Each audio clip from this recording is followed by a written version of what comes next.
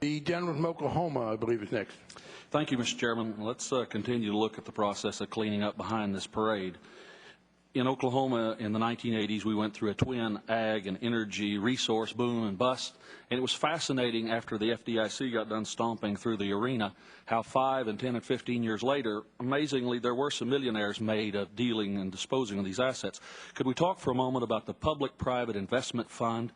And if you could, just let me give you a real world from a perspective of the real world, for a typical investor who might participate in this kind of a thing, this effort to clean up the legacy assets, the toxic assets, for $100, could be $100 million, could be $100 billion, but for $100, how many dollars worth of assets, Secretary, do you envision that controlling or being worth? In the model we laid out, $1 of capital from the government would come with $1 of capital from a private investor, and they would be able to get borrowing from the government in a range that is yet to be determined. But it's potentially up to 6-to-1 leverage in this basic structure, substantially less leverage than a bank normally operates with, but that's the broad order of magnitude that's possible. So potentially the investor's dollar might conceivably get them as much as $6 worth of assets. If the assets will be of different value, some will be good, some will be bad, some will be totally worthless.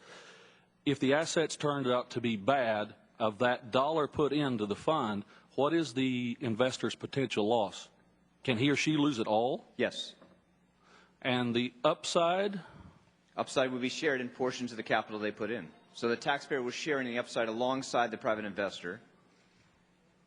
So my dollar might get me 6 in assets. I could lose it all if they turn out to be a bad portion of the program. If they turn out to be good assets, as was observed in Oklahoma in the 80s, sometimes those ag properties and those energy-producing properties are so dramatically undervalued that a decade later, so there's a potential for not only a complete loss of investment, but a potentially tremendous gain then for the investor. For the taxpayer, too.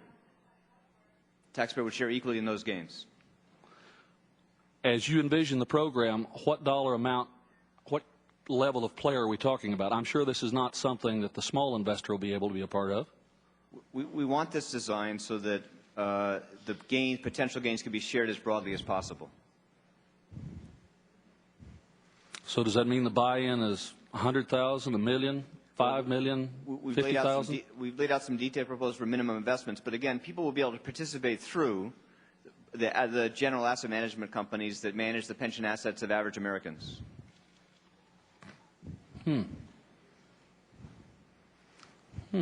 So the idea is to allow the American people to benefit alongside the government in any potential gains, and the taxpayer, of course, ultimately gets a better deal with this kind of structure than they would if the government simply took on all the risk.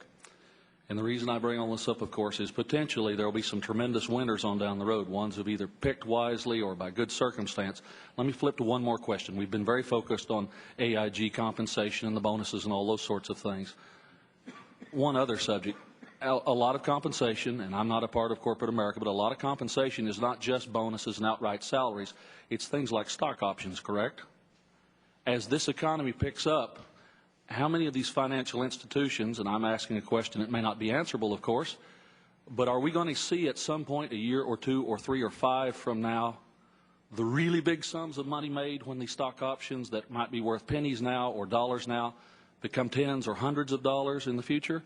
Is that something that we should be prepared for as public officials to explain to the folks back home 2 years, 3 years, 5 years down the road?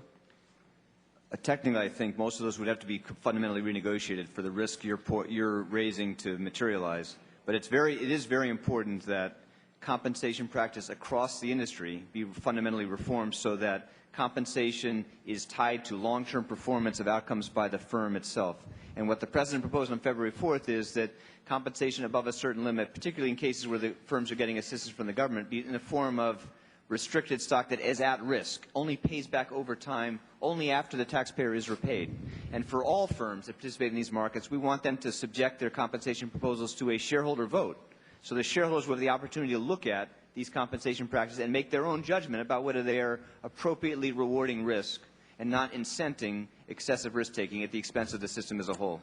Have we ever had these kind of standards before, just as a question?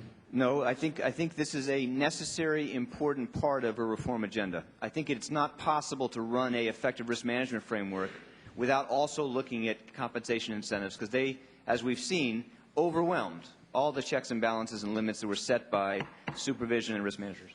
The gentleman from New York, Mr.